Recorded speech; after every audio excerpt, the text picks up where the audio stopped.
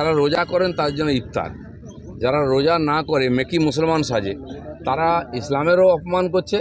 আর কিছু ইসলামে কিছু নেতা আছেন চামচাগিরি করেন এই নেতাদের, তারা ডেকে নিয়ে গিয়ে ইফতারকে অপবিত্র করছেন। দিলীপ ঘোষ কারোর দয়ায় নেতা হয়নি, কারোর দয়ায় টিকে নেই। নদিয়ার কৃষ্ণনগরে এসে মন্তব্য বিজেপি নেতা দিলীপ ঘোষের।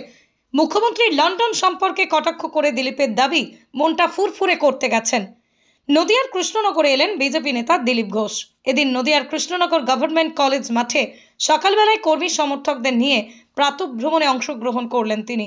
পরবর্তীতে কৃষ্ণনগর সদর হাসপাতালের মোড়ে চায় পে চর্চা করে কর্মী সমর্থকদের সঙ্গে। যদিও এদিন যাদবপুর বিশ্ববিদ্যালয় ইফতার পার্টি প্রসঙ্গে দিলীপ ঘোষের মন্তব্য, যারা ইফতার করছে তারা করুক, হিন্দুরা মহাকুম্ভে যাচ্ছে, তবে ইফতার নিয়ে রাজনীতি না করাই ভালো। অপরদিকে মেকি মুসলমান থেকে সাবধান হওয়া উচিত। অপরদিকে হুমায়ুন কবিরের প্রসঙ্গে কথা বলতে গিয়ে দিলীপ ঘোষ জানান, দিলীপ ঘোষের কাউকে প্রয়োজন হয় না, তার সঙ্গে তার দলের কর্মী সমর্থকরা রয়েছে, তবে হুমায়ুন কবিরের সঙ্গে আমার বন্ধুত্ব আছে, থাকবে, সে তিনি যতই গালাগালি দিক। মুখ্যমন্ত্রী লন্ডন সম্পর্কে কটাক্ষ।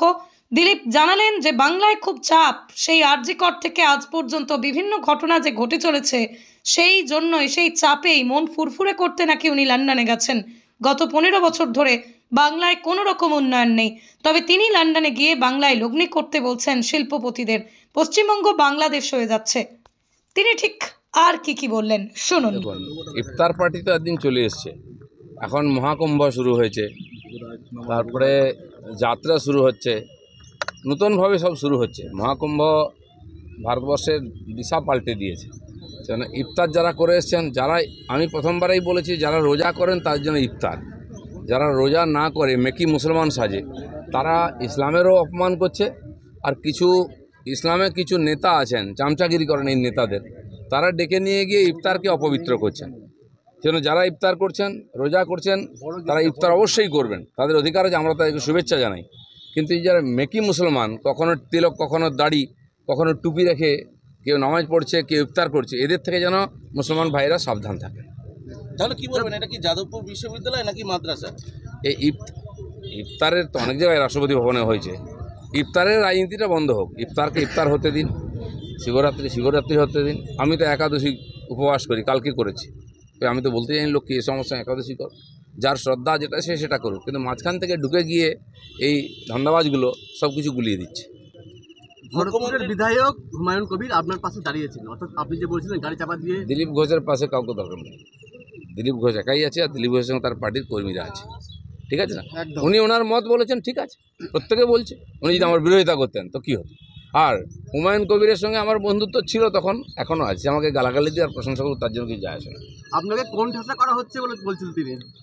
দিলীপ ঘোষকে কে কোন ঠাসা করবে? দিলীপ ঘোষ আছে, কারো দয়ায় নেতা হয়নি, কারো দয়ায় টিকে নেই। দিলীপ ঘোষ সাধারণ মানুষের সঙ্গে আছে, তারা আমার সঙ্গে। সকালবেলা দেখুন 50 জন আমার সঙ্গে মাঠে হাঁটছে, তো কি আমি কি দিয়েছি ওদেরকে? আমি এসেছি আজকে আমার কর্মীরা আনন্দের সঙ্গে, যারা কোনোদিন উঠে না 6টার সময় এসে রাস্তায় দাঁড়িয়েছে, আর এইভাবে লড়াই করে আমরা পার্টি দাঁড় করিয়েছি। মুখ্যমন্ত্রীর লন্ডন সফর নিয়ে কি বলবেন? ভালো কথা, এত চাপ এখানে এসে আরজিকর থেকে এই অবধি মনের চাপে, বাইরে গেলে একটু মনটা ফুরফুরে হয়, ঘুরে আসুন, মন শরীর ভালো থাকবে। বিনিয়োগকারীদের এখানে আসার জন্য আহ্বান জানাচ্ছেন লন্ডনে। উনি তো 15 বছর ধরে জানাচ্ছেন, কেউ এসেছে? আর এখানকার যারা ব্যবসায়ী, এখনও ভালো ব্যবসা যাদের চলে, তারা বলুন তো গত 10 বছরে কোথায় ইনভেস্ট করেছেন? তারা সব বাইরে ইনভেস্ট করছেন, বুঝতে পেরেছেন এখানে ব্যবসার কোনো ভবিষ্যৎ নাই, পশ্চিমবঙ্গের কোনো ভবিষ্যৎ নেই, বাংলাদেশ হওয়ার মতো যাচ্ছে।